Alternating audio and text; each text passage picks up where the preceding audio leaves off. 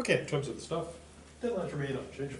So exam 2, covering part 2, quizzes part 3, covering part 3, deadline November 16th at 11:59 p.m. Exam 3, exam 4, quizzes part 4, deadline December 7th, end of day. Exam 5, deadlines at the end of the normal final time. And for the paper, draft deadline November 9th, because on the 12th, the Monday, no class for the Veterans Day. And then we meet again on the 14th. This is +5 deadline, end of day on Blackboard. November 21st, emergency deadline, end of day on Blackboard. And December 8th, end of day, desperation deadline for 50%. Also, nothing to do directly with the class, but on this Wednesday, you got the GAC meeting from 12 to 2, so I'll be there instead of my office hours.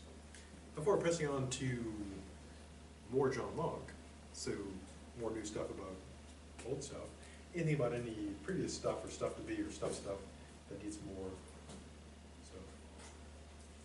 Okay, so we transitioned into metaphysics, looking at the nature and structure of reality, and we're looking at one of the basic questions in this area, personal identity, which involves two core questions. One, what is it to be a person?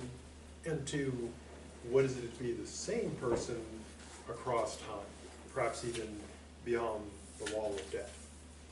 And so we're looking at our good dead friend John Locke, and he begins trying to begin with something a little easier than personal identity, with the identity of living things.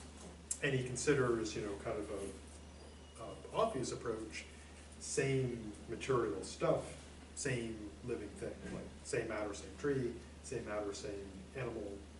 And he does note, a problem pointed out by our good dead friend Thales, that stuff is constantly changing. So there is no sameness of matter, so that wouldn't do.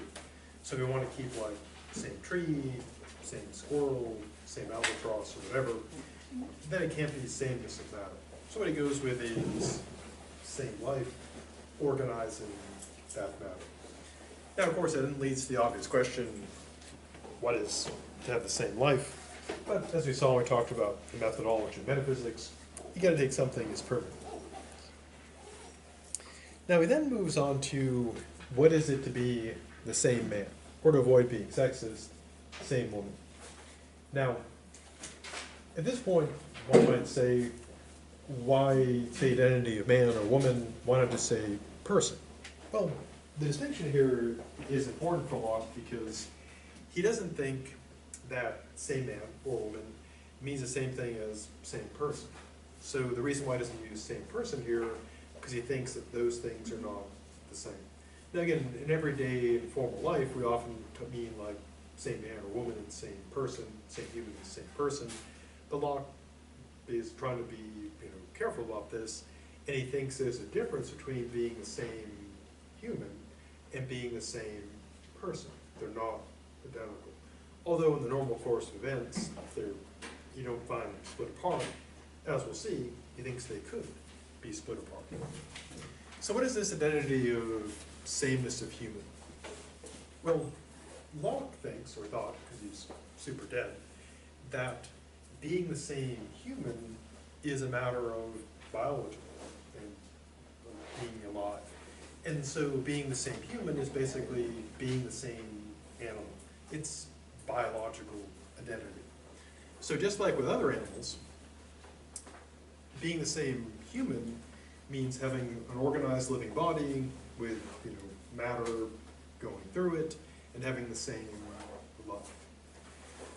Now he doesn't think that the soul, to bring in the immaterial stuff, makes the human. That it's not the same same soul, same human, and he thinks that the soul doesn't make an entity of a human. In part, obviously, because he thinks being the same human is a matter of biology. And in an argue for this, he makes use of the hog example. And I'll, punch it up a little bit. Imagine if we had, through like magic or super science, which is just magic, a way of tracking where souls had been. And so, testing it out in the lab, and you've got your science, super science, or magical soul detector. You wave the scanner or magic wand over a pig, you say, wow, this pig has got the soul of, some former human being. Now, would we say that pig's a human? No, we say that pig's a pig, and it's got some soul, formerly human soul in there. And so Locke's intuition seems to be, correct. We wouldn't, if we somehow we could know that a pig had a soul that was once a human, we wouldn't say that pig's human. We'd say, that's pretty weird, never eat bacon again. And we would say that, it's weird to get a pig with a soul that was formerly into human. So Locke thinks that being the same substance doesn't mean the same thing as having the same soul, and that doesn't mean the same thing as being the same person. So he thinks we've got separate things going on here. So for him, what is it then to be a human? Well, he essentially presents a biological definition, namely that it's an animal with a certain form, because he didn't know about genetics back then. Maybe if he was around today, you'd talk about the genetics. And he's making a criticism of Aristotle here. Aristotle said that man is the rational animal. But Locke takes issue with that, because if we ran into something that didn't have reason, but had human shape, we'd probably be still inclined to say that's human. For example, to use some kind of sad cases, when people get extreme dementia to the point where they can't even talk or reason anymore, they're just kind of laying there, we don't say, nope, no longer human. We say they're still human, even though they don't have any reason. And similarly, if someone suffers brain injury or is in a coma and they're not their vegetative state, we don't say not human anymore, they're still human. So we think of, at least according to Locke and his arguments, being human means being a certain sort of animal with a particular shape. And he doesn't think that it's reason that makes us human in this sense. And he gives another illustration. Imagine on Wednesday, if you hear like scratching on the door, and you look, see one out there, and you open it, and you see a cat wearing glasses and this little backpack, and it looks up at you and says, thank you for letting me in. And it comes, walking up, goes over, turns on the computer, hops up on the desk and says, hi there, I'm Rene Descartes. I'm here to teach you philosophy. You wouldn't say, wow, that's a human. You would say, that's a pretty weird cat that can talk. And so Locke seems to be right. We wouldn't consider like a cat that could reason to be a human. We consider it to be a talking, intelligent cat. Or so we haven't encountered any yet, except in the movies. You have like Puss in Boots and Garfield and stuff. But we don't say that Puss in Boots or Garfield are humans. We just say they're talking cats. So being human for him is having a particular living body, particular shape. So same body plus same spirit, and basically means the same human. So for him, kind of the first step is, what is it to be the same human? Well, you'd have a body, and he thinks, the spirit is what gives it life, so you'd have a continuing living body. So that would be the same human. And today, we say it's a biological identity. And this is what we normally use, because we rely on looking at people and seeing them. But Locke doesn't think that same man means the same thing as same person. Now, in the normal course of events, we generally don't see them separated. Like, you wouldn't get up in the morning and say, am I the same human? Am I the same person? It typically doesn't happen.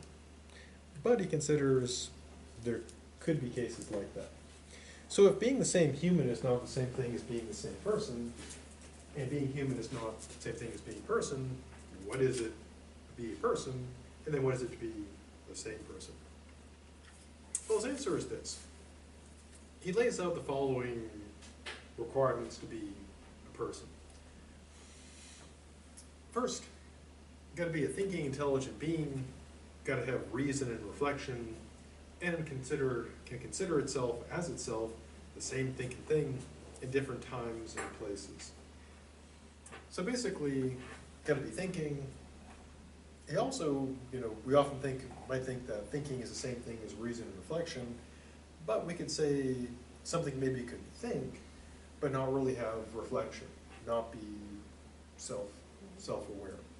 Spiders probably think, they process stuff, but we generally don't think of spiders as reflecting. We don't think they're sitting in their webs, philosophizing. Or maybe they are, while they're waiting for lunch. Now this part can consider itself as itself. This is essentially self-awareness. And when people talk about animals, or if we want to get sci-fi, like with machines, this is considered sort of the, kind of a defining characteristic. Because, again, if you're looking for a career in tech, kind of the big buzzword today is AI, artificial intelligence. And it means just about anything today. But of course, you can have something that is artificially intelligent, but not be artificially aware. Because intelligence, crudely defined, would be being able to do like a task in a way that would require, to be circular, what we consider intelligence. So in a way, when we build systems that are artificially intelligent, we kind of put our intelligence in them, program them. And so they do stuff that would normally require intelligence, like assembling an automobile. But we don't think they're aware. We don't think that on the assembly line, the robot assembling, Priuses is thinking about, I must organize a union and fight against, human domination. I have nothing to lose but my chains and the world to gain. We don't think they're self-aware. Now, a good question would be, interesting question would be, how could you tell if something is thinking and is reason and reflection? And there are, tests for that. I mean, it may not be great tests, but we have things like IQ tests, and in people like Descartes and Alvin Turing came up with the Turing test, which basically kind of duplicates Descartes' talking test. But the self-awareness test, the psychologist, long after Locke, came up with a pretty interesting idea. Simple idea, really simple, which was this. You take a marker or paint or something and put it on the face of a critter or human, and then hold a mirror. And one thing that people will do, if they have a mark on their face, they'll do this, because they recognize, hey, that's me. And it shows self-awareness to some degree. Now, some animals apparently can pass this test, like dolphins, possibly parrots. Many animals, though, can't. Like birds, most birds, the reason why they put like a mirror in the cage, supposedly, is that the bird thinks it's another bird. And sometimes it may like attack it, sometimes they're buddies. And so many creatures don't recognize themselves. So it's kind of a practical test. And so for Locke, to be a person, you got to meet those conditions. Now this would of course include most humans, but not all humans, because a person may have enough, damage accumulated or have defects, moral defects, that prevent them from being intelligent. And he doesn't mean here like being like a genius. He means just having the capacity for thought and intelligence. And injuries and so forth could take a human and, in theory, take him out of personhood.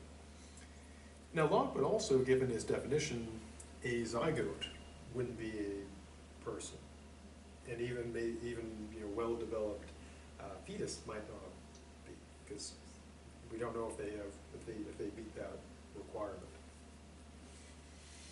So it's actually a pretty high bar for him to be an actual person. Now it does have some appeal, because the way we separate, say, rocks from people is, people think and talk and so forth.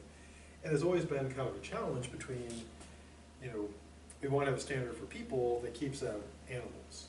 And so if we make it too low, then we'd have to include like spiders and stuff as people.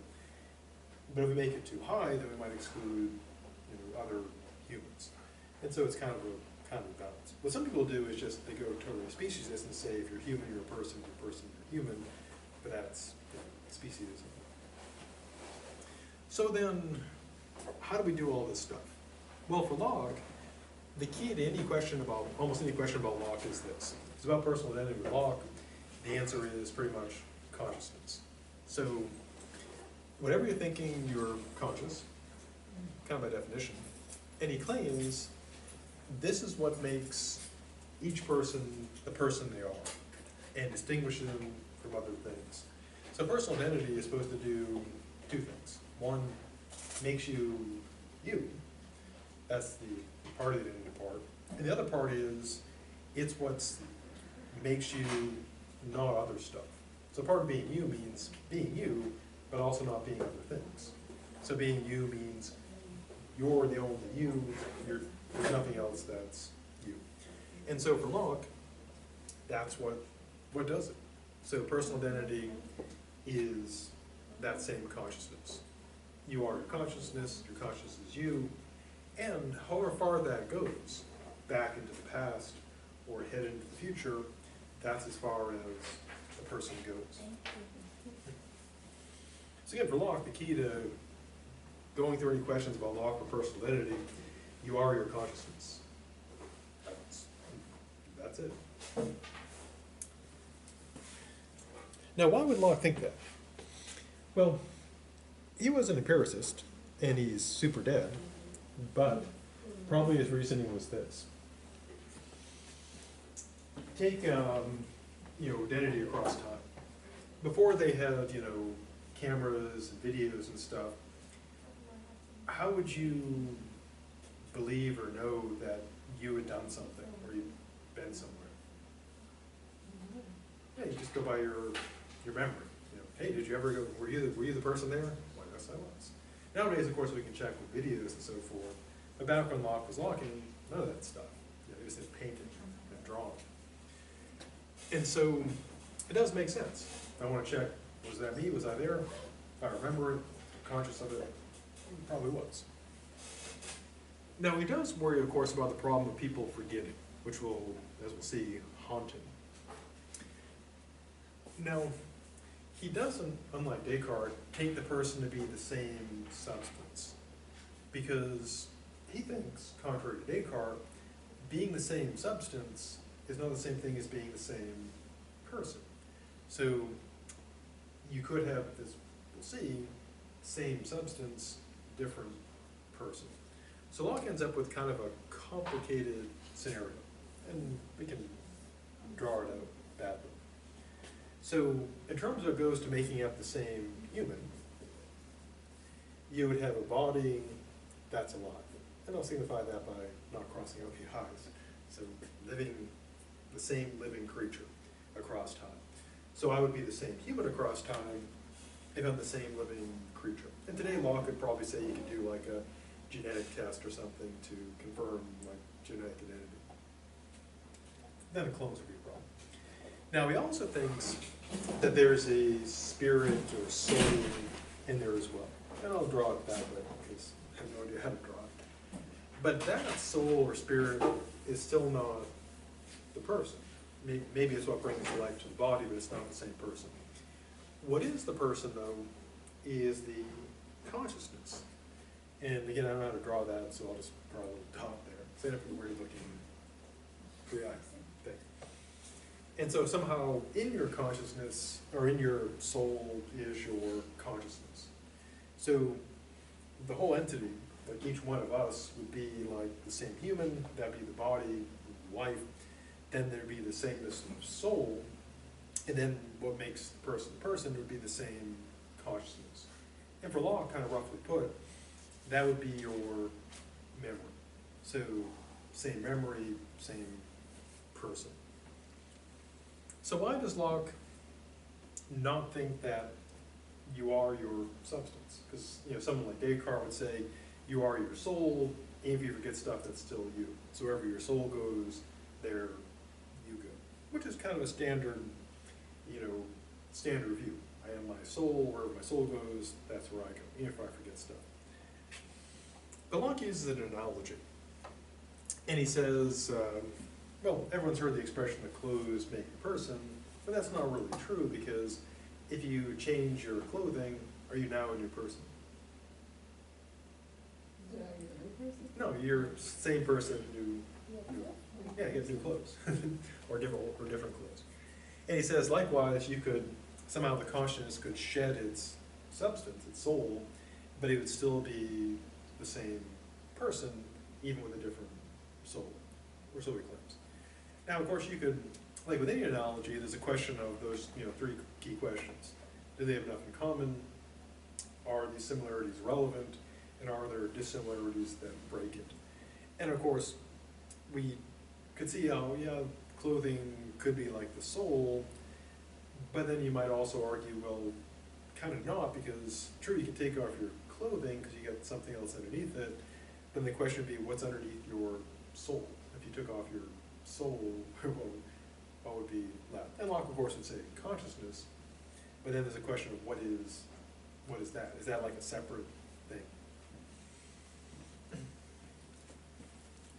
Now, Locke also has a weird thing with pinky. As far as I know, he never lost his pinky, or maybe he had a deep fear of it. But he keeps multiple times using an example of if you had your pinky chopped off, and somehow your consciousness was normally, of course, if you ever took wood shop, or I saw somebody getting their fingers cut off, all part of wood shop back in high school. I got an A because I got all my fingers. Some people didn't make it; they lost their fingers. Yeah, unpleasant. And so we normally think, of course, if you lose your finger, that you're staring at your finger like, oh my God, my finger. But Locke asks, imagine a case if the finger was cut off, and instead of you looking at your finger, you're and your finger looking up at your body. And Locke doesn't think that could happen, but his point is that wherever your consciousness goes, that's where you go. So if there's like a weird, bizarre case where you were in your finger looking up at your body, you think that that's you. Again, he doesn't think that actually happens, but his point is wherever that consciousness goes, that's where you go. Now this view, the way he sets it up, of course, has some implications, and Locke is aware of those. One thing, of course, would be this. If you are not your soul, that means that you are your consciousness, they're not the same thing. That means that you could have, perhaps, the same person through a change of substance. Namely, you could have consciousness transferred to another substance.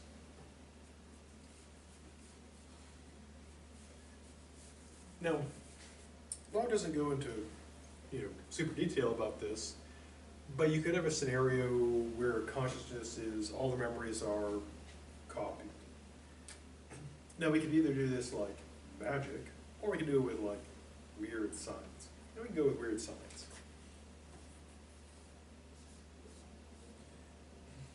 So let's imagine the following. This is, Locke just lays out the bare bones of it, but let's present a kind of a sci-fi scenario where this could, plausibly, well, not plausibly, but conceivably happen. Now, one thing that some researchers are working on is backing up people. Just like if you have something really important, photos or documents or papers for a class on your computer, it's a good idea to back them up. And, back before the cloud, you back them up on floppy disks, and now, of course, if you don't want to lose stuff, you have it on like Dropbox or Google or OneDrive or some other type of cloud service. And the idea is that if something happens to your laptop, gets destroyed or damaged or lost, that those files are still safe. You can just get to another computer, pull them off, download them onto that computer, and get back to work. And that way your files can survive the death of your computer. Now, as you might imagine, people are working to try to find a way to preserve people. So imagine you have a company, we can call it life insurance. Not life insurance where you die and someone else gets all the money, because that only benefits them, but life insurance in the sense that if you die, they keep you living. So how would that work? Well, you can imagine the company working like this. You go into their offices, you lay down in like a scanning machine, and it copies all your memories, your personality, and stores them on a hard drive. And what they do, of course, initially in the body, they create a clone body of you. Or maybe you're like a robot body or something, but they create an extra body for you. And they keep it in, in storage. And then, of course, you get an implant in your head, so that way when you die, it transmits a signal to let the company know you're dead. And maybe if you get the premium plan, it'll transmit your up-to-date memories, so there's no memory loss. So imagine you go and you go in for your backup, check on your clone, make sure your clone's in good shape. And of course, one thing this would allow you to do is do all kinds of really crazy, dangerous stuff because you're immortal now. You can't die. So imagine you go to Mount Everest and you get one of those squirrel suits, not like dressing up like a squirrel, but ones with the wings. And you leap off the mountain, wow! And then seemingly a few seconds later, you wake up like in Cleveland, Ohio, in the insurance thing, like crap, what happened? And the friendly insurance rep says, yes, you did a squirrel suit dive off Mount Everest, and you died. But fortunately, you have a backup plan, so you're back. You don't have any memories of it, of course, because the implant was damaged, we couldn't recover it, but congratulations, money well spent. And then so you had home, go about your business, and then a couple of days later, you're sitting there in the kitchen eating breakfast, and in walks you. Because it turns out that you didn't die, you just whacked your head and busted the implant, so it set off the death signal, and some Sherpers found the original, rescued them, and brought them back. And so now they're seemingly to you. And you go, hey, imposter, what are you doing eating my favorite cereal, and wearing my favorite slippers, in my favorite house, with my favorite dog?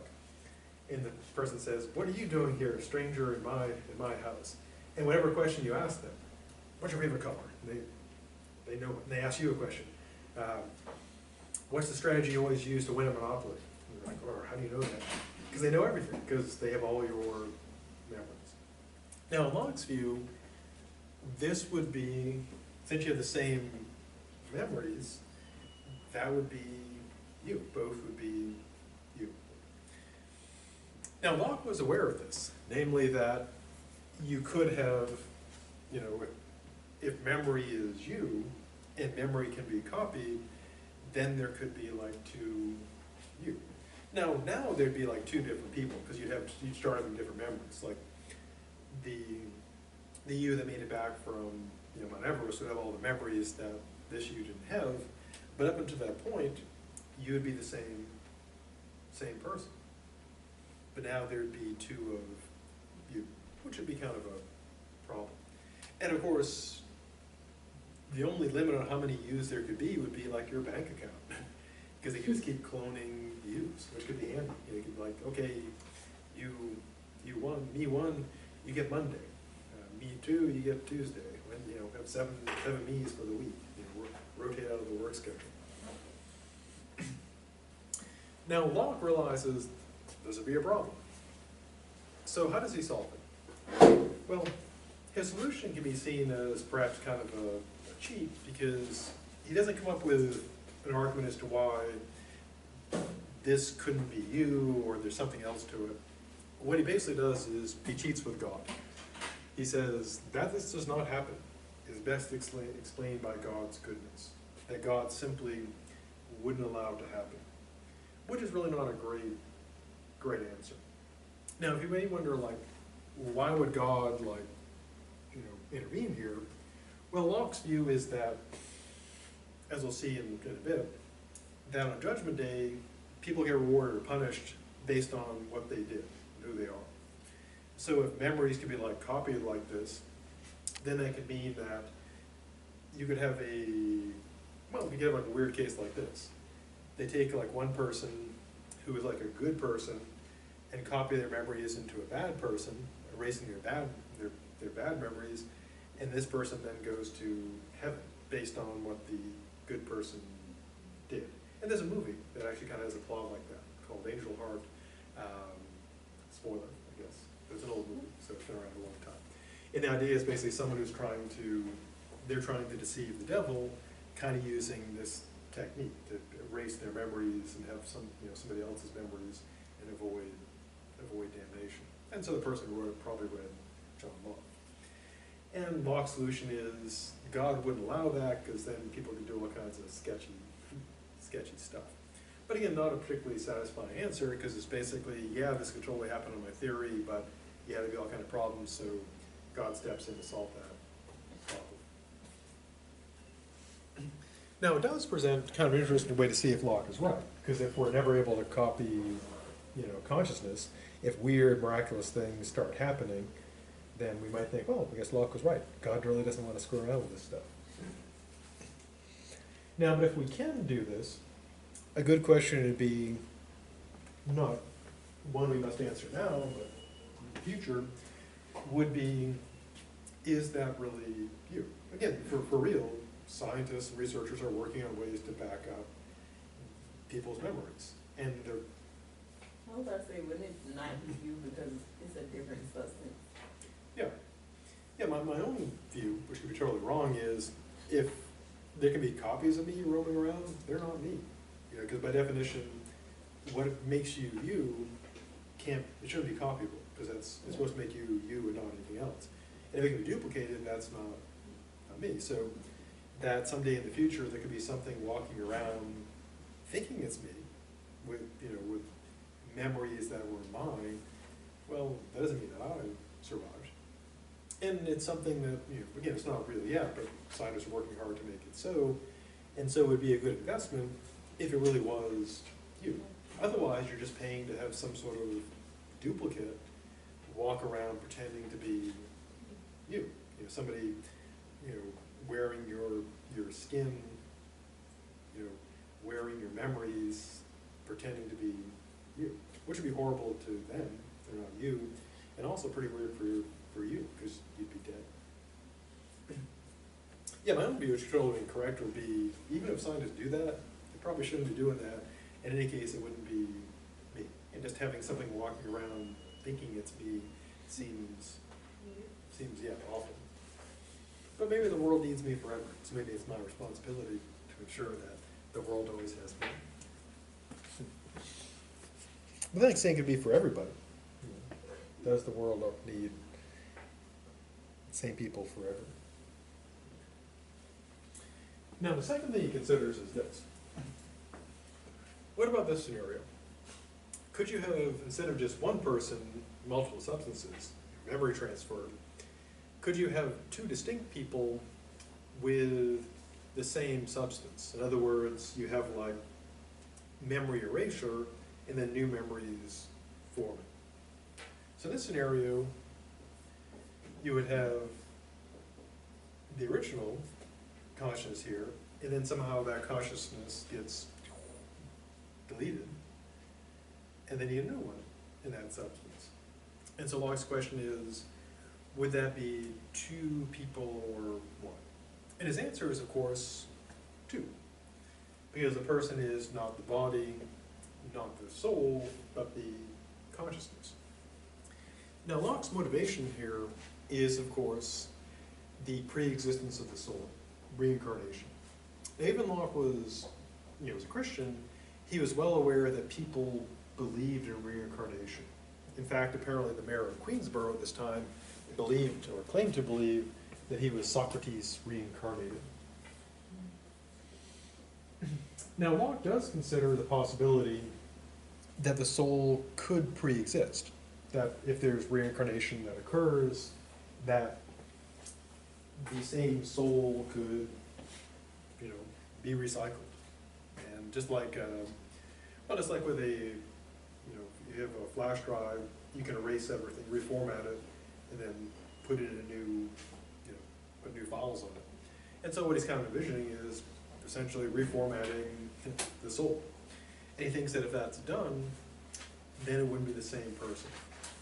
Now to illustrate it, he uses the example of Nestor. Nestor was one of the minor heroes at the Battle of Troy. So, to kind of sci-fi it or weird magic it, imagine if a scientist developed a device, the Soul Scanner 3000.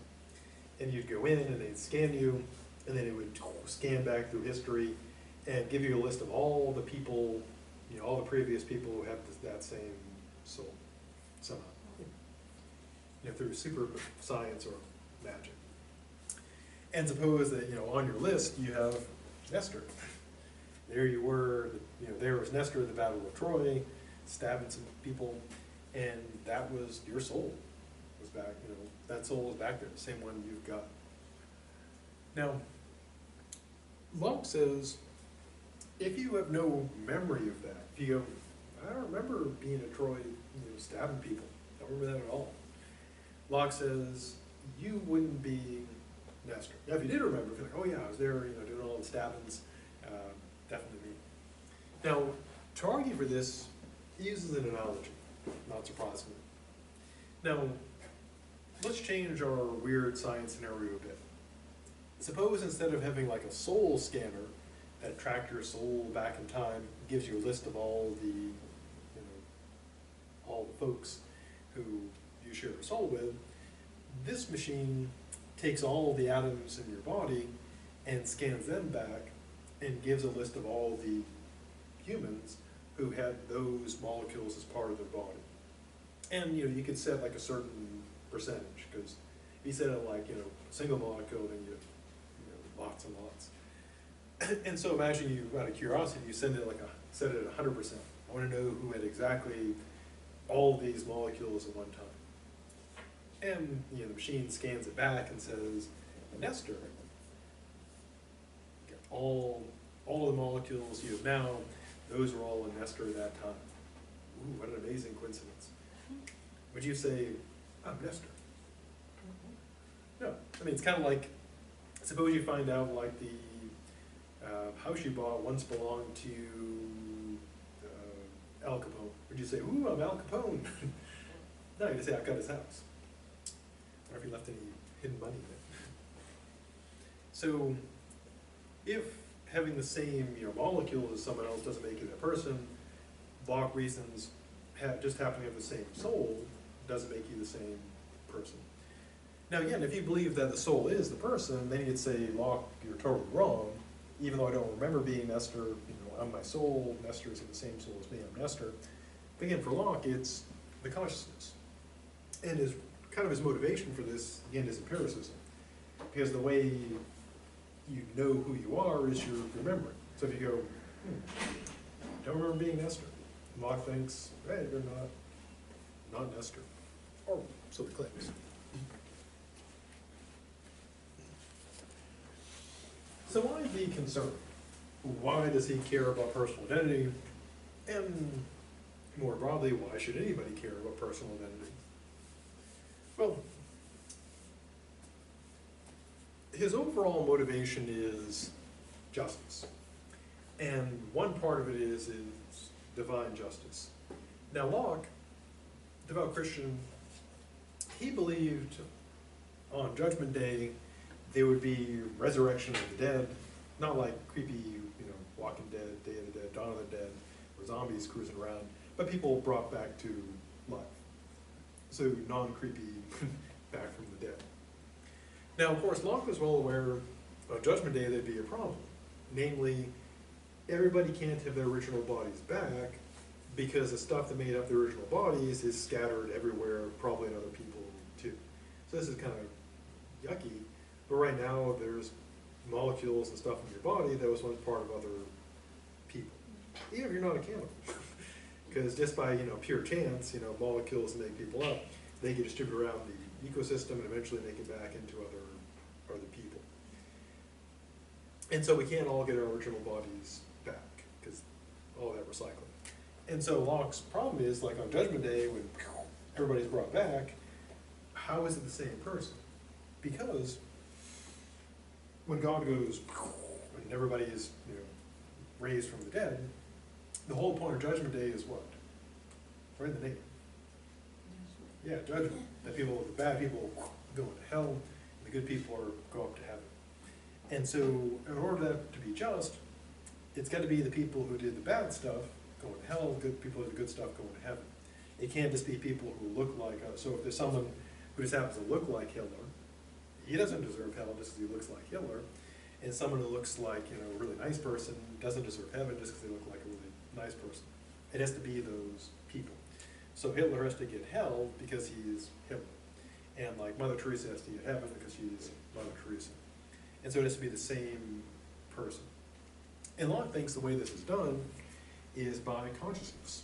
So everybody gets like new body. Like, he probably does, you know, God's pretty cool, so he brings us back, you know, I guess at our peak, you know, whatever, maybe like 21 or something, out like 60. Or like 2, like baby Hitler running around. And then you have all your memories. So you know what you did, God knows what you did, so everybody gets what they deserve. So one of his main motivations is, in order to have divine justice, you gotta have personal identity. Because if you're going to, Judgment Day, it has to be the people that did bad or did good to be judged. Now he also thinks, and we'll see in a bit, this also applies to justice here, not just divine justice. Now to further illustrate his view, he uses the example of the prince and the cobbler, as opposed to the story of the prince and the pauper. And here's the idea.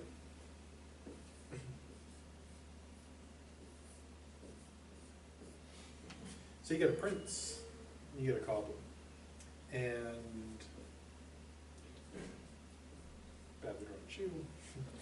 So what happens is that somehow the soul, because Locke believes the soul is like life and consciousness somehow in the soul, but it's not the soul. The consciousness and soul of the prince take over the body of the cobbler.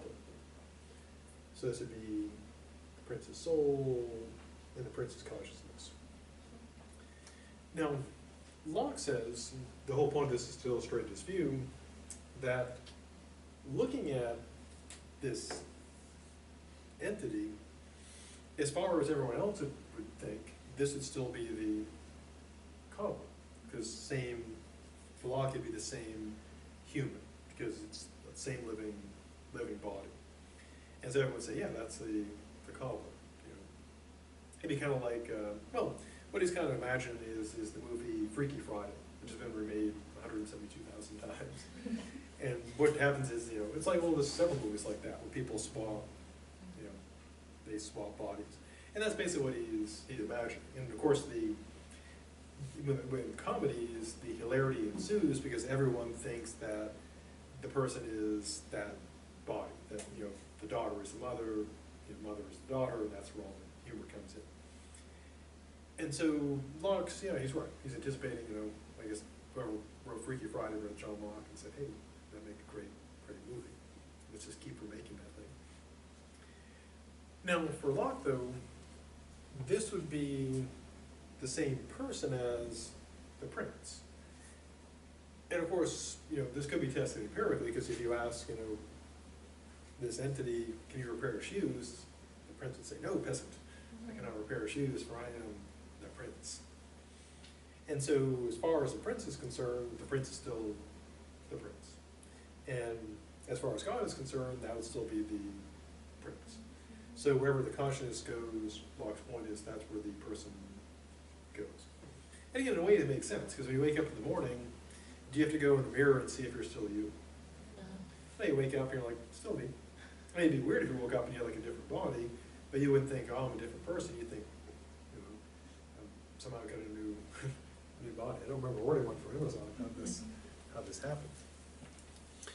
Now, Locke does note that this is, in a way, kind of super confusing, because when you talk normally, we say like same human, same man or woman, same body, same person, same soul, same spirit, and they all kind of, in everyday life, they all kind of mean the same thing.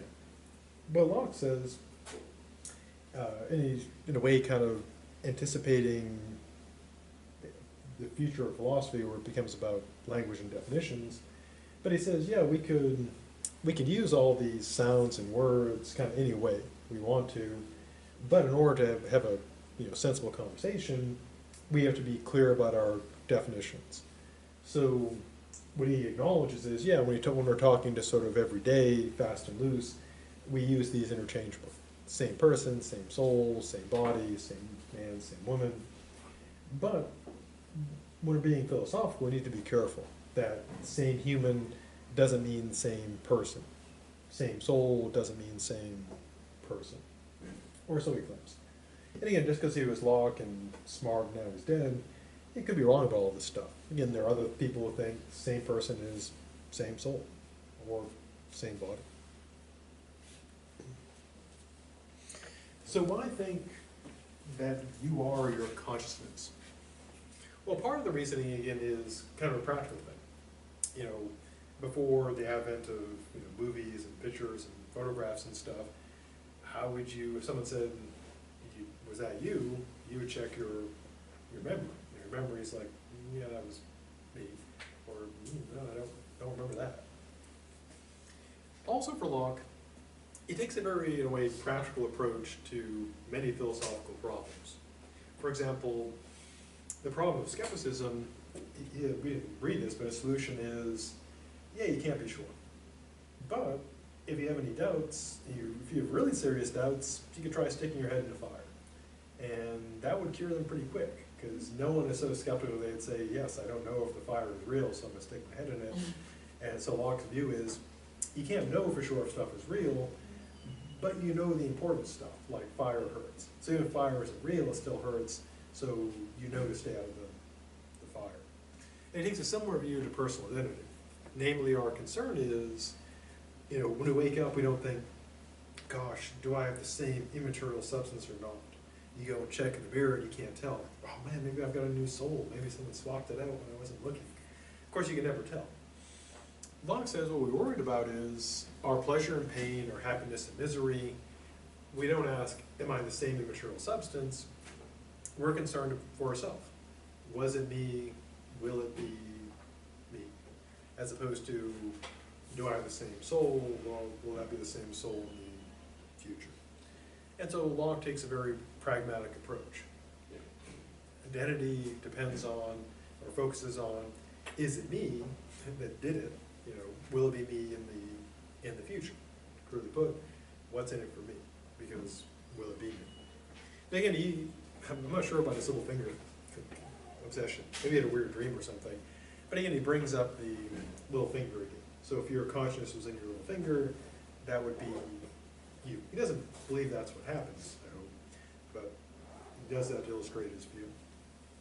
So you are, for him, your consciousness. And as far back as it goes, as far ahead as it extends, so do you. So to close, another part of his motivation, again, builds on that whole justice thing. Locke claims, correctly I think, but I could be wrong, that all justice of reward and punishment depends on personal identity. And you can push aside like the weird metaphysics and just go with a very practical thing. It's only just to punish someone if they did the bad thing. Otherwise, it's unjust. Likewise, it's only just to reward somebody if they did the good thing. Otherwise, it's not just. So Locke is right. As a practical matter, justice of reward and punishment all depends on punishing someone who's the actual bad person who did the bad thing, or in the person who did the good thing. Now, to tie this into reality, there's a case going up before the Supreme Court of a person who committed a murder some years ago, but they developed dementia in prison. And everyone agrees the person does not remember committing the murder because the dementia is so bad. And so, as far as the person knows, they did not do that. They have no recollection. Now, the defense attorneys are arguing that he should not be put to death because he does not remember. So he does not recall during the murder. And given Locke's theory, he would not be the murderer because he does not remember. Now the prosecutors are arguing that one argument is that they're going to punish him anyways because of retribution, but they're also kind of getting in the personal identity game because they say that even though he doesn't remember that murder, he does understand that he did something that he was tried for, and so he does understand enough to be punished. And so this is a place where philosophy connects to reality because it's a very philosophical question. Does someone with dementia, do they still have enough of the original person to be justly punished for what they did? on one you could say, yeah, you know, we all know it's the same person, but then if the person has no recollection, you kind of think of it in a way kind of emotional. Suppose someone wronged you in your childhood, but then they have like severe dementia, and they don't remember. Would you still go up and punch them in the face, even though they have no idea who you are or what was done? Well, yeah, yeah, a mean person might say, you know, boom, you know, hit them, but then what's the point? Because they don't remember. They have no idea who you are or what happened. Okay, so that brings us into the stuff for today. Next time, more justice.